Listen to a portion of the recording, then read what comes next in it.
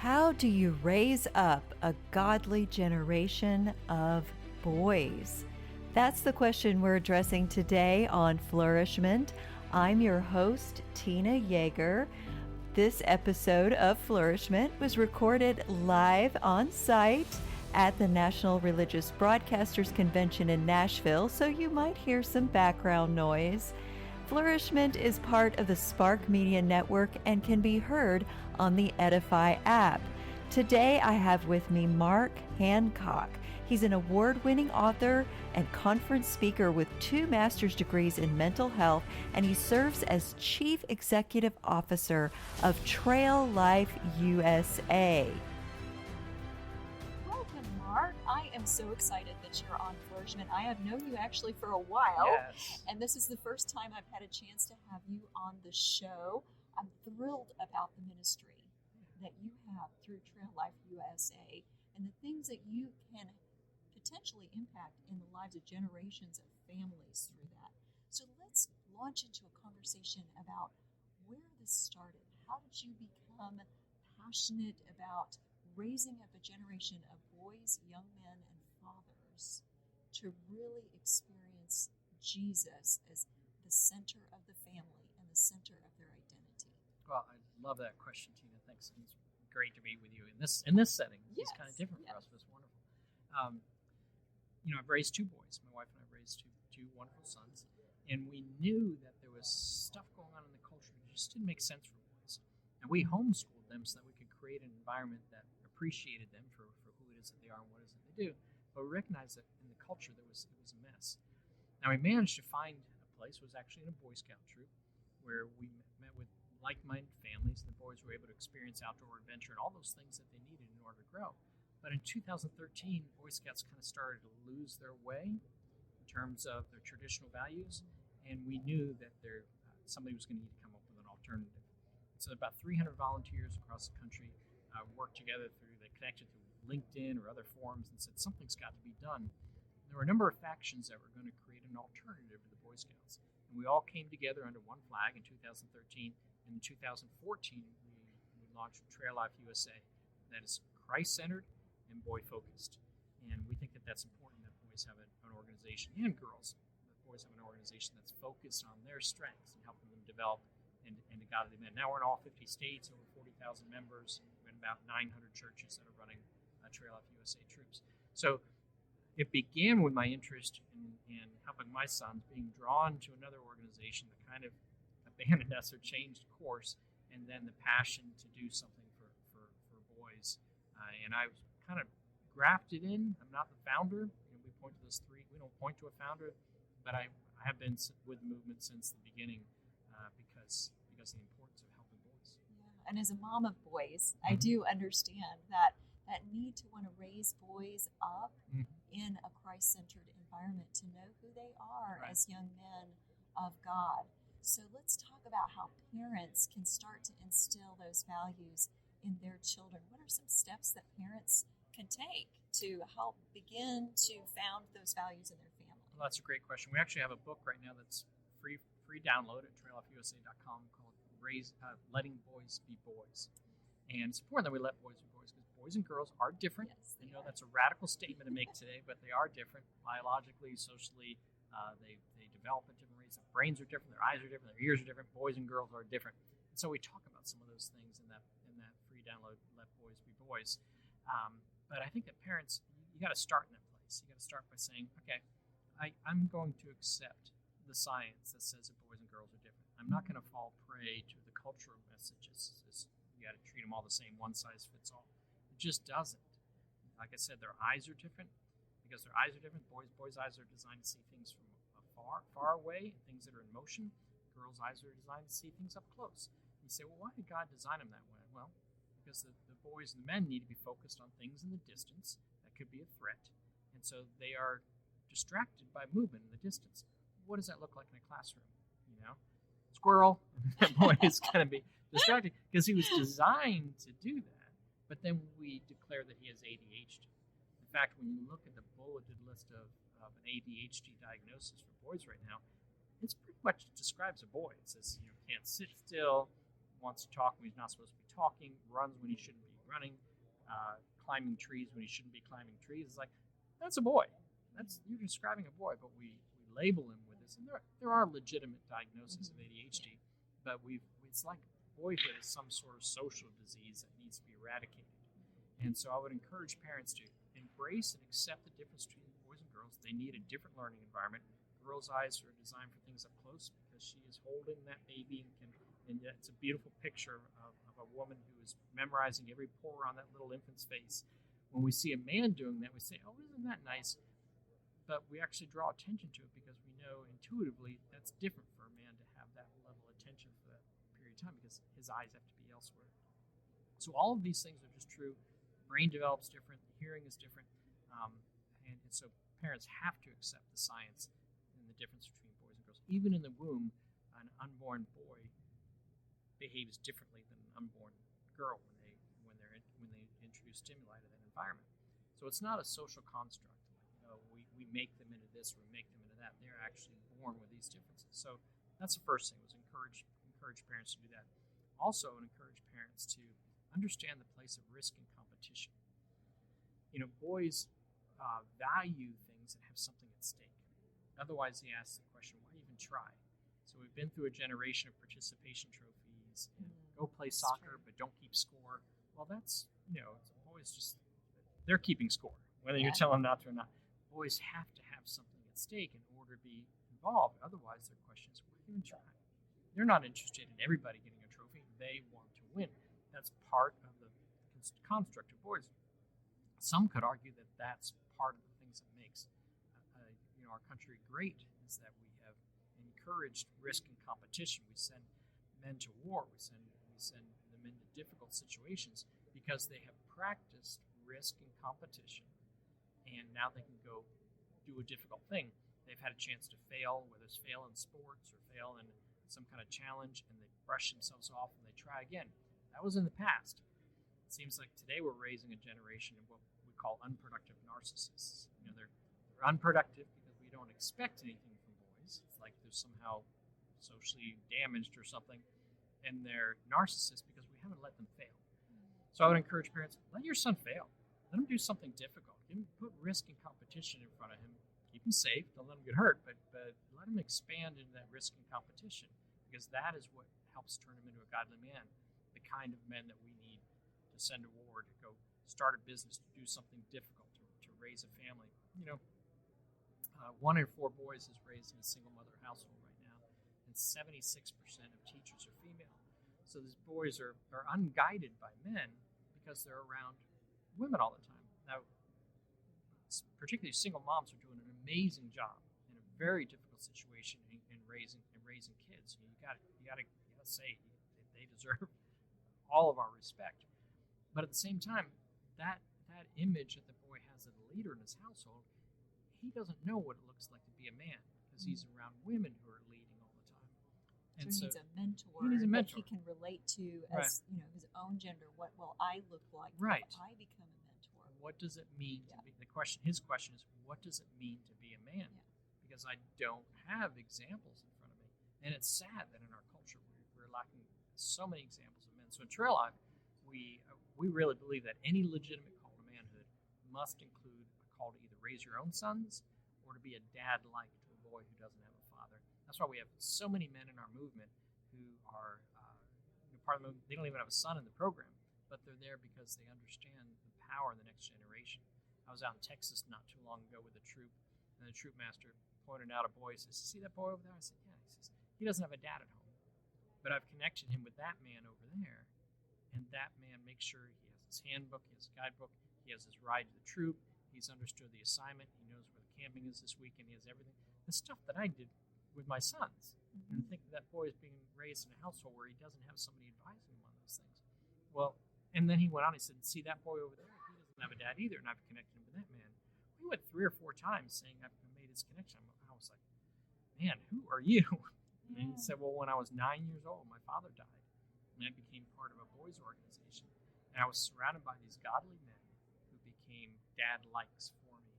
And I made a promise that I would do that for the rest of my life." So he's involved in Trail Life because he understands how boys need to be guided.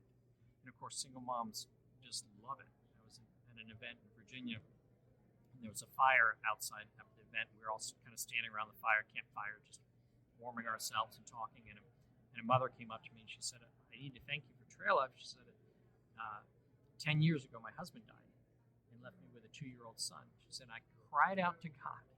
So when he becomes a teenager, I need godly men around him." She said, "Now he's a navigator, 12 years old in Trail Life USA, and he's surrounded by godly men. My husband will want me to thank you." So I would encourage parents, single moms, find a male-centric environment where it's okay for boys to be boys, and that has men, godly examples of what it means to be a father and to be a good man. That's powerful for a boy. And so we talk about that in the book also. And also we talk about the need for boys to move. Harvard psychiatrists tell us that in order for boys' brains to be engaged, they must be moving. Well, what does that look like in a classroom? The boy's trying to learn, so he's fidgeting and moving, and we call that ADHD. When a boy knows intuitively, if you want my brain, you've got to tolerate my movement. So we teach the leaders in our organization to allow that movement. I've got pictures of my sons when we were homeschooling underneath the table, underneath the kitchen table, sprawled on the sofa. My wife would put numbers on the wall and hand them a fly swatter, a clean one, and call out the math problems and say, "Go swap the number." You got to keep boys moving in order to be engaged. And so we put them in a classroom, sit still, be quiet, pay attention. And that's the worst environment for boys to learn. Now they're twice as likely to be in special education, 3 times more likely to have ADHD, because we're not creating environments that speak to boys. So I would encourage your listeners, if you want boys to flourish, you got to pay attention to these things. We need to provide men to guide them. We have to provide absolutes in order to guide, to guard them and to ground them. We have to appreciate them, recognize that boys and girls are different, and we have to inspire them with goals and challenges, risk and competition that helps them to grow. That's really good. And I want to go back to something that you said that I think is also important, is allowing your kids to fail while they're still home. Yeah. Because if our kids grow up and they first experience failure outside of that safe environment at home, where you have mentors to help you through that failure and help you learn from that failure, that can be devastating, and people don't know how to deal with failure. So is that part of Trail Life, is helping kids learn to grow through their failures, that adventure learning process where you can fail in a safe environment and learn to recover from a failure and learn from it? Yeah, and that is powerful because, like I said, we don't allow failure. We bubble wrap our kids. But it's going to happen. That it's going to happen. Yeah. And unfortunately, when it's happening now is when they get outside the home. Like you said, there are now more men living at home than in our history since they started tracking that in the census in 1960. Because we have protected them so much from failure, because we think we're going to hurt their self-esteem. And we send them out in the world. They go to their first job, and their boss isn't letting them skate through the job. They're actually expecting something of them. And suddenly they fail for the first time, and they run home because they don't know how to encounter failure. So in Trail Life USA, we put challenging circumstances in front of boys. We keep them safe, and they're not going to get hurt, but you're going to do something difficult. Not wading through snakes. No. I'm thinking of a single mom in North Carolina. Suddenly she was single. Her husband of 20-something years was taken out of the household. Horrible circumstances. She had 4 boys and 1 girl. Here she is, a single mom, never worked, didn't have a job. Her husband was supporting him. Now she's thrust into this thing where she didn't have health insurance, didn't have a job, didn't have anything, and she's suddenly a single mom. A troop in that area reached out to her and said, "Let us help with your boys," and enrolled the 4 boys in the troop. And another family stepped in and bought them the uniforms, got them everything they needed. That 15-year-old son, the oldest, went on a hiking trip, one of the first things he did. And he came home from that a couple days later. He said, "Mom, that first day I thought I was going to die. This is the second day, the water sources weren't where we thought they were going to be. It was brutal. It was hard. One of the hardest things I did. The third day, I stood on top of that peak, and I realized I can do hard things." And the mom, of course, she said in a letter to us, she said, "That's just pure gold for a single mom who was walking through hard things with her son." Mm-hmm. And the message that he needed was provided for him in that troop experience, where he did some hard things. He didn't quit. He didn't call her and say, "Come pick me up, I'm tired. This is too hard." The troop encouraged him, push through that hard thing. And he did, and that made all the difference, because the hard things he was facing at home.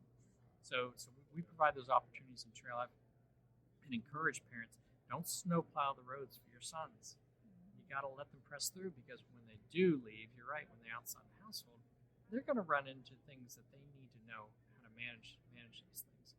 And of course, particularly with the homeschooling parents, you have a lot of times you have parents who are so involved in the kids' lives, which is a beautiful experience. I'm thankful for the years and the times that I had and bring my sons to homeschooling.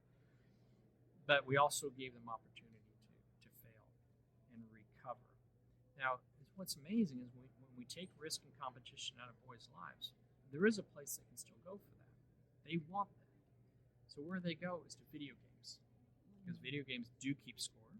Video games do let you fail and then recover. You try really hard, you don't get to the level, whatever happens, and the monster doesn't defeat you, you don't hit enough red candies or whatever it is, you fail, but you're like, but you try again. That's why boys are drawn to video games, because we've taken it out of their actual environment, but they're hungry for risk and competition, the opportunity to fail and try again and succeed. That's that's just rocket fuel for boys, to try, fail, have the opportunity to succeed and beat it the second time. But we don't let them fail. And the video game world has figured them out, and that's why they just go there in droves. And then when they go there, we criticize them for playing so many video games. So boys can't win either way in our society today. But I would encourage parents to set those boundaries, but let boys run within those boundaries and try things and fail at them. That's the way that we produce winning and focused men. Yeah, and you're allowing them to have this opportunity off screen, which psychologically and neurologically, that's actually healthier for boys and girls to have that less screen time, because that changes the development of the brain to be on the screen so much. So when you're out doing this adventure type of experience, that's a real life in person for a change kind of adventure, that's really healthy. It really is. And when you look at the effects of screen time, when you see smartphones and you look at the introduction of smartphones, and then you look at the suicide rates and the rates of depression, 300% depression went up from 2020 to 2021, and because of people drawn to their screens, especially during the pandemic. And so in Trail Life USA, we offer a break from that electronic digital environment to where you're actually engaging with real life outdoors. And that's just powerful. Clinical patients that taking down that screen time, less video games, actually changed their anxiety so that they didn't need to be dependent on medication. Yeah. So it is a thing. It's really an important thing to get our kids out and get away from the screen for a little while. Not that you have no screen time, because that's not really practical in today's world, but to make sure that they have that balance of really experiencing life in person with other boys and not just on screen. Because that socially is a thing too, where they're learning social skills by being in person with people and not just on social media. So talk about that a little bit with kids and boys and how they need to be in person with each other. Well, that dopamine drop, the neurological standpoint, that they get from the video game engagement and from the screen engagement is a real thing. And studies show that as soon as somebody sets their cell phone down, the anxiety level begins to rise. What am I missing? Yeah, I'm feeling that right now. We've got our phones right there all the time. What am I missing? I've got to check the phone. And then you check the phone, and they look at the level, and it satisfies and brings back down again. So this creates this up and down addiction where I need that engagement. Well, we can replace that, or that has replaced the personal interaction, where I just want to be around people. And so we're teaching boys again to enjoy being around people. Our home office is set on 127 acres south of Greenville, South Carolina, and we have campsites and hiking trails and things like that. But we don't promote it. We don't do program there or anything. We just say to troops that show up, go out, find a campsite, whatever. We're not busying boys, all day. Like you got to bring them the next thing. We're teaching boys how to be bored. And at the end of a weekend, there, boys will say, "Man, this was the best weekend." I've been at maybe an adventure camp or something where all day long was like you go to the next thing, the next thing, the next thing, the next thing. But boys need to learn how to be bored. And what happens when they're at our camp where there's nothing going on is they start to engage with trees, or they pick up some sticks and have sword fights, or they go down and they catch a fish in the pond or whatever, but they feel like they're not recognizing what's going on, but their brain is actually going through this sort of reset, this time of separation from those things and reconnection with the actual world, because that virtual world has the key to that boy's brain. Unfortunately. Yeah, especially with the metaverse and all of those things coming about. Yeah. That's So we're kind of teaching a scary them how to be with world. people again. Without all the distractions. And that the social development too, learning how to actually talk to people and relate to their emotional cues and learning how to engage in conversation and make friends. That's a lost art right now for kids, and kids need that as part of, especially young kids and middle school age kids, and as they're learning their identity as they get older into teenage years.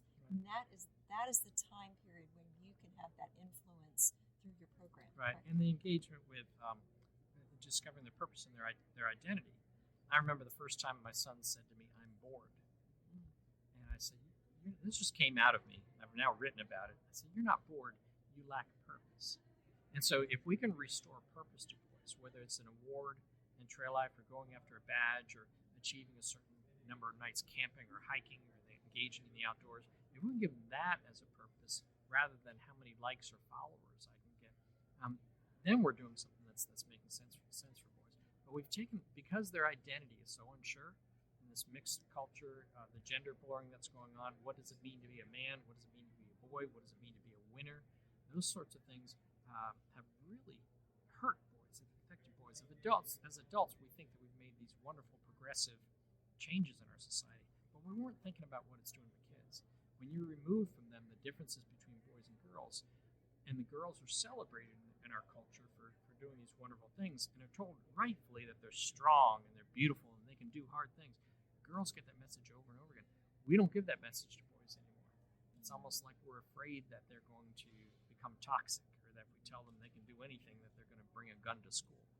It just isn't that way. We misunderstand. We've painted all boys with this broad brush that says that they're dangerous. So we're restoring purpose and identity for boys around who God has created them to be, and that's what it is they're pursuing godly manhood rather than pursuing likes or followers or those sorts of things. And that's key to boys. They don't have that place in the culture. Not too long ago, I was down at NASA and walked into an exhibit, and they had a huge video. I mean, it was this huge wall, and there was a female astronaut addressing this group of school children. You could see all the kids from the back in shadow. She was talking to them. You can do anything. Look what I did. I worked hard. I studied, and now I'm going in a rocket. I'm going to go live in the space. And she's encouraging these kids. And as she's speaking, the camera comes along behind her, and the entire audience is girls. I mean, I was cheering this message. It's like, I wish my boys were here. They've got to be reminded over and over again. You can do anything. Work hard. You can do this. But that message was aimed at girls. It's almost like, oh my gosh, couldn't you have put a couple boys in there where they could also see themselves in the picture and say, yes, she's talking to me too? Girls need that message. Certainly they do. But so do boys. And it's like we're afraid to deliver that to boys and just left them adrift in this culture. So I would encourage your parents, download that book and Let Boys Be Boys. Understand the proven process for growing boys into godly men, and specifically, intentionally grow your boy, because the culture is sapping the strength, the identity, the purpose out of our sons. This is such an important message, and you have such a great resource to help come alongside parents so they can develop a godly sense of manhood in their children. And if they don't have a man in the house, you have troops in most areas. Is that something that most people can access throughout the country? We do. We have troops in all 50 states. Almost 900 churches have Trail Life USA troops. They go to our website, traillifeusa.com. You go to get connected, and it'll show you a map of the United States. You can put in your zip code, it'll show you troops that are nearby. Or if you don't have one, you can also follow a link that says Start a Troop, and it shows you how to get a troop started in your church. So we're still relatively new, just 8 years old, but we have gone nationwide pretty quickly. But our goal is within 10 years to have a troop within 30 miles of every boy in the United States, because we want him to have this opportunity. And so I'd encourage you to find out if you've got one, close by, and get involved with it. If you're a dad, if you're a man without sons, maybe you've got daughters at home, join a Trail Life USA troop and help boys. They desperately need of men to speak into their hearts and show them how to be godly men. Now, do you have a training program for leaders in case they're kind of thinking, well, I don't know if I'm a good enough Christian leader to be the kind of dad figure for all these boys? Do you have a way of mentoring men into becoming the kind of leader they should be? We do. We have a robust troop management system. It has all kinds of training with Trail Life University in there. Because you did say this is safe. I mean, the kid thought he was going to die, but they're really not. No, they're not So- going to. And we have child safety youth protection training. All of our adults go through, and the background checked and all those things. They also sign a statement of faith and a statement of values to say that they agree with what we agree with in terms of things like defining what marriage is. So Christian parents will find like-minded families involved with it. And one of the best kept secrets, Tina, is this is also a ministry to men, because men find a real brotherhood there. When the boys go off to their tents and go to bed, the men will stay up around the fire and they'll talk, about challenges you're having at work, or maybe they'll say, I saw the way that you spoke to your son. How did you build that kind of relationship with your son? I'd like to have that kind of relationship with my son. So it becomes this brotherhood of men, kind of a secret, because we are focused on boys, but we're seeing men just develop this amazing brotherhood. I had a man come back from 4 tours in Afghanistan, and I thanked him for working with my sons one weekend. He said, I got to thank you. He says, when I came back, I never thought I would find a band of brothers again. But here I am with my band of brothers. He didn't have a son in the program. He says, here I am working with these men side by side, and I've got a mission that's just as powerful and influential as the mission that I left in Afghanistan. He says, I thank you. I thought I would be sitting at home alone for the rest of my life, wondering if I could ever have a brotherhood like that again, and I have found my brotherhood in Trail Life USA. That's powerful stuff. That's a big deal. So even if you don't have a son in the program, men can get involved in Trail Life USA and find a purpose for their own life and develop these wonderful godly relationships with other men. Oh, that's fantastic. Thank you so much for coming on Flourishment today, Mark. I hope that all of you will get connected with Trail Life USA so that you can either become part of that ministry or find out how Trail Life can partner with you as a parent and help you raise up those boys to become that next godly generation of manly leaders.